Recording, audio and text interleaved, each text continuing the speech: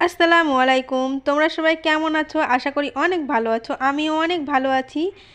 প্রথমবার তোমাদের সঙ্গে একটা নিত্য নতুন রেসিপি শেয়ার করতে চলেছি। যেহেতু আমি এই রেসিপিটা প্রথম বানাচ্ছি, তাই হয়তো নতুন আমার কাছে, তোমাদের কাছে হয়তো পুরনো। তার জন্য নিয়েছি গাজর কুচি, পেঁয়াজ কুচি, রসুন কুচি, আদা কুচি, ক্যাপসিকাম, পেঁয়াজ, আর নিয়েছি বাঁধাকপি। আর এই যে হাতটা কেটে গেছে দেখছো, এটা আমি বাঁধাকপিটা কাটতে গিয়ে হাতটা কেটে গেছে, অনেকটাই কেটে গেছে।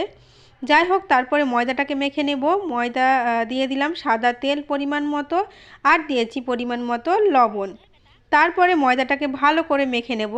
আর এই ময়দাটা মেখে দিচ্ছে মা, কারণ আমি হাতে পারছি না, হাতে প্রচণ্ড জ্বালা করছিল, অনেকটাই যেহেতু কেটেছে। যাই হোক, তারপরে ময়দাটাকে মাখা হয়ে গেছে, ঢাকা দিয়ে রেখে দিলাম। তারপরে এই দিকে করব, তরকারিটাকে করে নেব, মানে পুরটা। তার জন্য প্রথমে দিয়ে দিলাম রসুন কুচি, আদা কুচি, পেঁয়াজ কুচি, আর দিয়েছি লঙ্কা কুচি, ক্যাপসিকাম কুচি, সবগুলোই ভালো করে দিয়ে দিলাম। তারপরে গাজর কুচি দিয়ে দিলাম বাঁধাকপি কুচি, দিয়ে দিলাম পরিমাণ মতো লবণ। তারপরে ভালো করে এটা নাড়াচাড়া করে নিতে হবে। নাড়াচাড়া করে নেওয়ার পর তারপরে দিয়ে দিলাম গোলমরিচের গুঁড়ো। গোলমরিচের গুঁড়ো দিয়ে একটু নাড়াচাড়া করে নিয়ে তারপরে দিয়ে দিলাম সয়া সস। আবারও একটু ভালো করে নাড়াচাড়া করে নিলাম।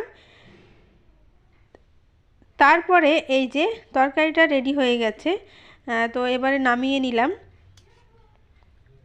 সেন্ট যা বেরোচ্ছিল কি বলবো, দারুণ একটা সুগন্ধ বেরোচ্ছিল। তারপরে এবার কি করতে হবে, মোমো করব। তো মোমোর জন্য যে ময়দাটাকে মেখে রেখেছিলাম সেটাকে আবারও ভালো করে মেখে নিলাম। এবারে মা ময়দার রুটিটাকে বেলে দিচ্ছে। তো আমি খুব একটা ভালো পারি না মোমো, কিন্তু মোমো খেতে আমার খুবই ভালো লাগে। যেটুকু পারি, যেটুকু পেরেছি সেটুকু তোমাদের সঙ্গে শেয়ার করার চেষ্টা করছি আমি। এই যে মোমোর পুরটা দিয়ে দিলাম।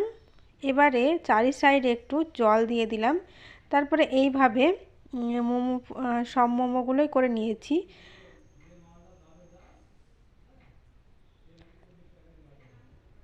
এইরকম আমি তিনটি শেপ দিয়েছি, এরকম একটা দিয়েছি, আর এই যে একটা দ্বিতীয়টা দেখিয়ে দিচ্ছি আমি কিভাবে দিয়েছি শেপটা। এই যে প্রথমে পুরটাকে দিয়ে নিলাম, তারপরে উল্টিয়ে দিয়ে ঠিক এইভাবে দুই মুখটা এভাবে মেরে দিতে হবে।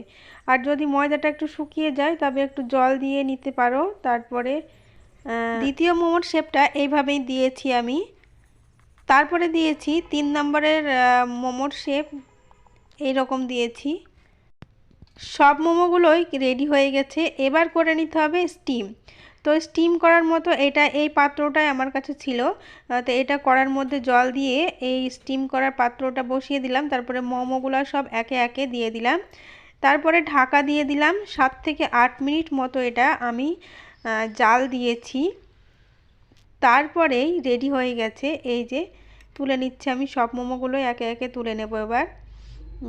আর সত্যি বলছি, আমি নিজে তৈরি করেছি বলে যে বলছি সেটা না, মোমোর যে পুরটা ছিল সেটা খুবই মজা হয়েছিল। তারপরে এই যে টমেটো সস দিয়ে দিলাম মোমোর উপর দিয়ে। তারপরে খেতে শুরু করে দিয়েছি অলরেডি। খেতে কিন্তু অনেক মজা ছিল সত্যি বলছি। আর মোমো খেতে তো আমার খুবই ভালো লাগে। আমাদের এখানে খুব একটা মোমো পাওয়া যায় না। যাই হোক, সব কিছু মিলেমিশে দিনটা বেশ ভালোই কাটলো। আর দিনের শেষে যদি এইরকম একটা ফেভারিট জিনিস পাওয়া যায় তো কার না ভালো লাগে, তাই না? তো আমার তো খুবই ভালো লেগেছে। তোমরা বাড়িতে একবার ট্রাই